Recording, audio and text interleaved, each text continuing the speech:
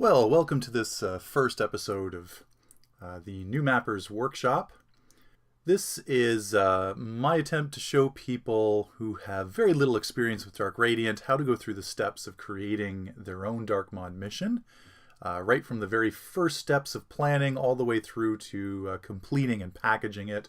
And if you stick with this workshop, by the end of it, you will have a completed mission. I should state right up front that the techniques I'm going to show you aren't the only ways to accomplish things. I am not an expert on everything to do with mapping in the Dark Mod, far from it. So there are probably other ways to do these things, and perhaps ways that are even better. If you already have a preferred method, feel free to use it. The methods that I'm going to show you are the ones that I use and the ones that I think are maybe easiest to use, not necessarily best to use. So if you've already developed your own workflow, don't feel like you have to follow every single step exactly the way I do it. But if you've never done it before, what I'm including in these lessons is hopefully fairly easy to grasp. So that said, let's get on to our very first lesson, lesson number 1, where we're going to deal with planning out the mission and installing Dark Radiant and getting that ready to go. I'll tell you a big secret right away. The number one reason why Dark Mod missions don't get completed has nothing to do with your knowledge of Dark Radiant, your ability to script, your ability to come up with good stories, none of that. It's people not putting limits on themselves before they start. Now that might seem like a weird thing to say. Why would you want to limit yourself? But missions have a way of getting out of control. Once you're in the middle of them, you want to add more, and you think of this neat idea and that cool idea.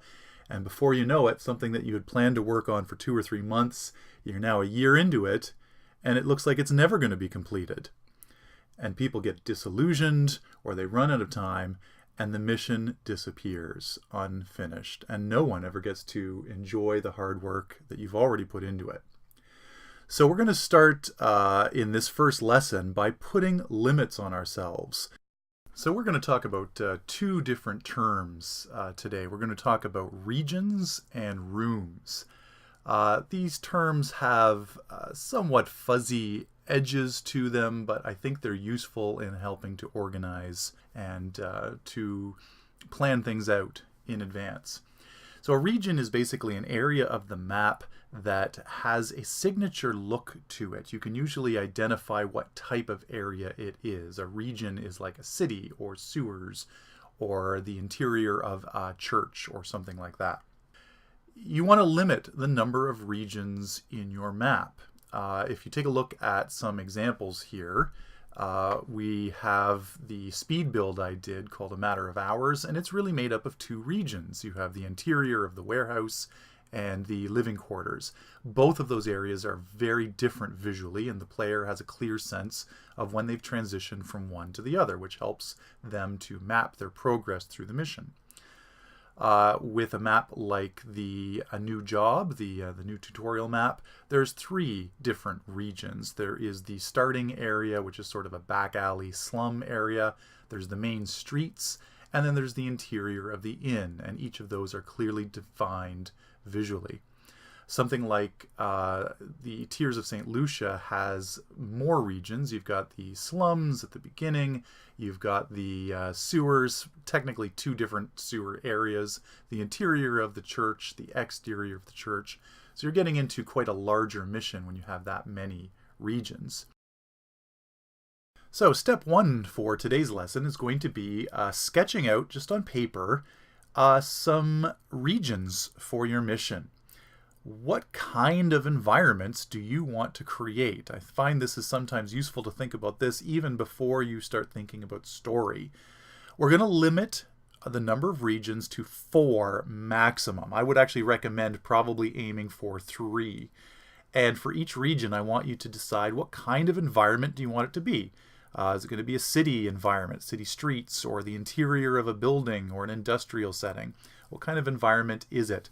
I'd recommend staying away from large wilderness settings or ruins, just because we don't have a lot of assets for those, and that will make it much more difficult to map. So stick to the more common environments, and for each one, think about what kind of access points might lead the player from one region to another. It's good to have maybe 2 different access points. And that can be something as simple as a door, or it could be a vent or a window, or something that allows the player to transition from one to the other. So sketch those out, and those will be step 1. Now I've labeled this next one step 2, but you can really decide whether you want to do this one before step 1. And that's to decide what the overall main objective of your mission is going to be. We don't have to plan out every aspect of the story in advance. And don't get caught in the trap of thinking that your mission has to have a very complex, convoluted, mysterious main objective. If you think about some of the classic thief missions that everyone loves, they have very, very simple objectives. In fact, if you were to think about most of the dark mod and thief missions that you know, I would bet the vast majority of them have steal signature loot object as their main objective. And so if you don't have any other ideas for your main objective, just use that as your default. It's a classic. Alright, so we have 2 things to do. Pick your 3 regions and decide what your main objective is going to be. Before we move on to the next step, I'm going to show you how I went about fulfilling those 2 objectives. So this is an image from my notebook that I was sketching in this afternoon, just jotting down some ideas. And I decided that my 3 regions were going to be a mansion, since I have not done anything on video yet with the mansion modules. An exterior area, sort of a courtyard or some kind of mansion grounds area, and then a crypt. And I've decided that the crypt is going to be down underneath the mansion, and that already started to trigger some ideas for what the story might be. So with my 3 regions decided, I just made a really quick little sketch of where I imagined those regions sort of lining up. And I picked some of the access points. So from the mansion grounds, which is where I imagine the player starting, I want to have a window and a balcony that they can get into. And then to transition from the mansion to the crypt, I'm imagining some stairs. And maybe there'll only be 1 access point there. I haven't decided yet. But that's it. And now we're ready to move on to step number 3. Alright, before we can move on to step 3, we need to define a new term that we're going to use, and that is the term room. Now, a region tends to be a large area that's defined by a particular visual style. A room tends to be a smaller, self-contained area with a limited number of access points. Although the term room might make you think of an interior place, it doesn't have to be that way. You can have exterior rooms, like the courtyard in a city environment. Rooms are generally connected by small tunnels that are either hallways or alleyways or things like that, although if a street becomes wide enough, it tends to blur the line between tunnel and room. So, in step 3, we're going to plan out the number of rooms you're going to have in your mission. Now, the reason we do this is because the number of rooms really controls how long it's going to take to create your mission, and we want to put limits on ourselves so that we have something that is achievable. So we're going to try to keep the number of rooms less than 15. That's approximately the number that was in a new job, and far more than was in a matter of hours, which I believe had only 8 rooms. So try to plan for 15 rooms or less, keeping in mind that a complex room like an inn full of tables and people is going to take a lot longer to create than a small privy. And don't forget, even if we plan for 15, it doesn't mean you can't add more if it turns out you've got a lot of energy left at the end of the process. So going back and looking at the regions that I had, I decided on about 12 rooms. Obviously 6 rooms is not enough for an entire mansion, so that means that we're going to cut some of the mansion off from the player. Typically this is done using dummy doors that don't have handles on it, but there are other methods that can be used. I've got a list of some of the rooms that I want to include, but I don't have a real firm idea yet of exactly what the layout's going to be, so you don't have to worry about that either. So going back to the notes that I had sketched out, I've already decided, for example, that the primary objective, the main objective, is going to be to acquire a loot object.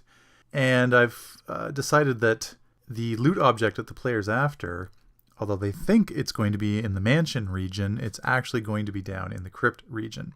One thing you might notice in my notes too, references to a secret or mystery. And that's something that we'll be adding to the story at some point. It's usually makes the mission a little more interesting if there's something unexpected that the player can learn about as they explore their environment. It increases the sense that the player is sort of discovering things that maybe they weren't supposed to learn. Now, you don't have to decide that right now, but I thought it might be kind of an interesting thing to combine with my main objective. If the player gets to where they think the object is and then discovers that somehow it's down in the crypt. I also jotted down some ideas for other mysteries or possible ideas that I probably won't end up using at all, just so that they're down in my notebook. So I think that gives us enough to get started with for lesson 1. So your job for the coming week is to decide on the regions that you want to have in your map, pick 3, decide on what the main objective is going to be for your mission, and decide on approximately the number of rooms you want to have in each region, keeping the number to 15 or less. As you're doing these things, you'll probably have some ideas come to mind about things that you want to see in your mission, specific rooms or interesting encounters or other objectives or secrets. And if those occur to you, just jot them down for now. We'll talk a little bit more about story building later. I'd also like you to make sure you install Dark Radiant if you haven't already done so. I'll put some links down in the doobly-doo below on how to do that. And I think that's probably it for lesson 1.